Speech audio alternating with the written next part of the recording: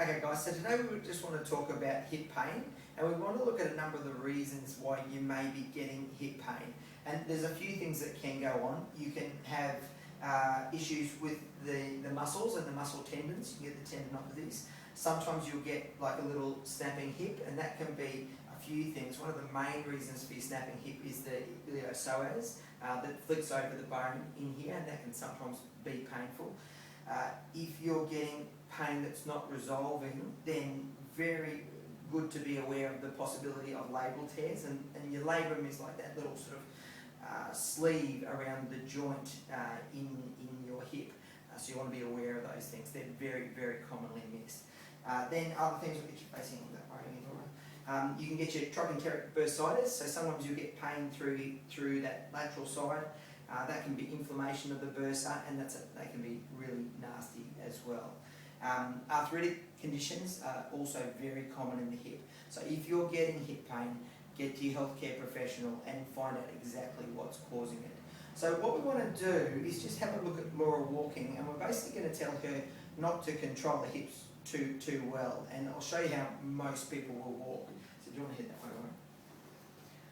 So if you actually look at that hip line, what she's doing is she's just not controlling. So as she's taking the step, she's weight bearing on that right side. She's not controlling that gluteal, and it's dropping. So if we turn you sideways, that happens sort of left to right, but it will also happen anterior to posterior. So you can get a little subtle shift forward, a tilt back, that will really start to put pressure on different areas in the body. One of the things we're also very aware of is tightness, and very commonly like hamstring tightness and hip flexor tightness particularly can really sort of anterior tilt you, and then all of a sudden your gluteals don't fire properly, you end up with injuries. So one of the things, particularly when you're preventing overuse injuries, is how do you start to free that up? And we're just going to talk about how to free up sort of that front muscle. So rec fem coming into sort of iliopsoas. So we'll get you down, Laura. And we're just going to have a look at Laura, just trying to start using the foam roller to roll out that anterior tissue through the front of her hip. So she's coming, down a bit. Can you feel that trigger point? Yeah. And then slowly back. So she's really going to pick up this high area through here, so right up. Can you feel that? Yeah. So she's sort of picking up the lateral type of tissue, then she can start to get square on, and she can really roll that out. So again, nice to have all of that connective tissue as long as possible, so that again iliopsoas can run through there very, very easily and do its job. So she's going right up high, trigger point again. Yeah. So she can feel that point when she's on it, she can slow up when she's on it. And then she's trying to catch all these edges, so you can go very square, and then roll up again. So she's picking up almost that real inside tissue, the front tissue, and then the outside tissue as well. Okay. So that's a really, really handy one. I like to use that when you don't have any symptoms at all. You just want to optimise yourself and make sure that you stay pain-free. Keep that front of the body very long. Then we'll just have a quick look at strength, and we'll go through a basic one, in that we'll just show a basic pelvic curl. So drawing flattening through middle, inhale to prepare, exhale up.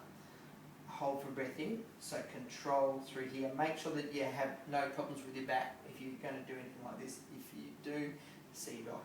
Then slowly down, so keep working through stomach. Weak on that side, just dropping a bit. We're going to go one more, stable, up again. And we're just going to show you the progression. So again, you've got to be pain-free, have no health conditions to do this. If you have anything going on, check with your doc first. And then you're going to lift the one leg. So she's trying to keep this pelvis stable while she does this, and then control it back down. So she's working really hard through that right gluteal, and then back down again. Cool.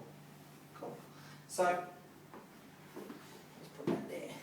So really handy to start to understand what goes on with your hip. Start to be aware of that front type of tissue. Start to be aware of trying to activate those gluteals. You've got that little pelvic curl, which is actually pretty good in that you are putting some weight through the body when you're trying to activate those glutes. What you'll find is that sometimes when you take that step, those glutes just don't activate, and that can really lead you to decreasing your performance levels and having injuries as well. So start freeing up the front, start thinking about your strength, start understanding your body, and really start to learn your SSTM strategies, your squeeze, stretch, trigger, move protocols, so that you can get through life injury free.